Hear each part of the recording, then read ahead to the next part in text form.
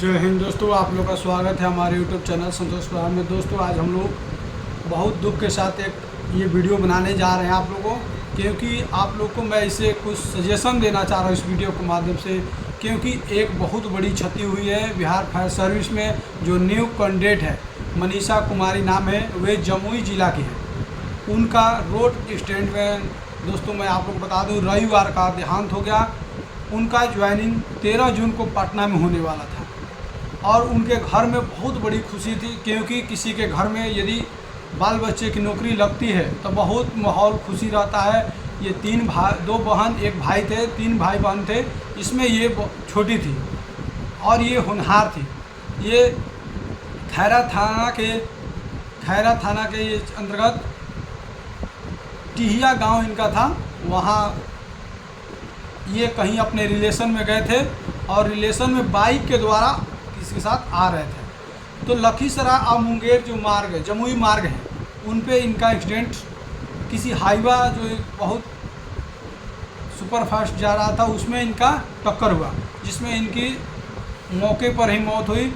तो दोस्तों मैं आप लोग को बता दूं कि यदि आप लोग अभी मैं देख रहा हूं बिहार फायर सर्विस में जो नए कैंडिडेट है, अभी हर ज़िला में 40 से 50% ही ज्वाइनिंग किए हैं और किन्हीं के घर में रिलेशन में शादी है या मुंडन है, जो भी कार्यक्रम है उसमें वे भाग लेते हैं। तो आप यदि बाइक का यूज करते हैं तो उसमें आप लोग कम से कम कीजिए, क्योंकि ट्रैवल जो करना है साफ़ सुथरा कीजिए, अच्छा से कीजिए। क्योंकि यदि आप ज्वाइनिंग नहीं करते हैं उस समय आपका देखिए आपके आँखों देखा हाल मैं बता रहा हूँ कि ये मनीषा कुमारी का एक्सीडेंट हुआ, इनको 13 जून को करना था और इनका घर में खुशियों का मातम में बदल गया।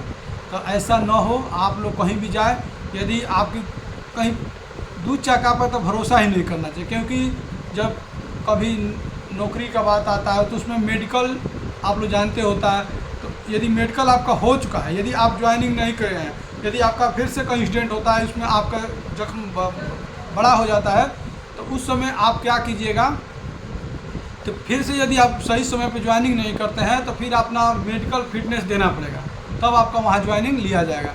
तो उसमें आपको प्रॉब्लम सारी आएगी। तो मैं आप लोगों से यही विनती करूँगा कि आप लोग ज्वाइनिंग नहीं किए हैं तो जल्द से जल्द अपना जहाँ पर आप लोग का ज्वाइनिंग दिया गया है डिस्ट्रिक्ट, वहाँ अपना जाइए कार्यालय में अपना उपस्थित दर्ज कराकर ज्वाइनिंग कीजिए। और ज्वाइनिंग के बाद दोस्तों आप लोग देखते हैं कि आपको वहाँ से निकलने नहीं दिया जाता। क्यों? क्योंकि अब आप वहाँ के अंदर में चल जाइएगा। तो इसलिए क्योंकि आप बाहर कहीं जाइएगा, यदि आपका फिर जैसे दुर्घटना होती है, आपकी गलती नहीं रहती है दुर्घटना में, लेकिन कहीं बाई वे चांस यदि आप लोगों की कहीं दुर्घटना हो जाती है तो उसमें आपकी जिम्मेवारी वहाँ के फायर अफसर की होती है। इसीलिए आप लोग ये मन में नहीं रखिएगा कि हमको छुट्टी नहीं मिलता है, हमको बाहर जाने की अनुमति नहीं मिलता है। तो दोस्तों जैसे आप लोग के घर में अभिभावक माता पिता रहते या दादा दादी रहते थे, कभी भी कहीं बाहर आप लोग इधर बिना फालतू के जाते हैं तो वहाँ आप लोग को बोला जाता है। उसी तरह फायर ब्रिगेड में आप जब ज्वाइनिंग कर रहे हैं तो उस समय थोड़ा ज्वाइनिंग में कष्ट होगा, लगेगा कि हमको यहाँ नहीं निकलने दिया जाए। तो आप लोग को अनुशासन में रहना है। वहाँ भी यदि 3 साल तक नौकरी आप लोग बचा के रखना है कम से कम, क्योंकि उसमें आपकी कोई क्षति होती है या दुर्घटना होती है तो बहुत लस जाएगा। उसमें आप लोग नियम का पता होना चाहिए कि उसमें कुछ नहीं मिलता है। 3 साल तक नौकरी परमानेंट नहीं होता है, 3 साल के बाद ही नौकरी में आप परमानेंट होते हैं।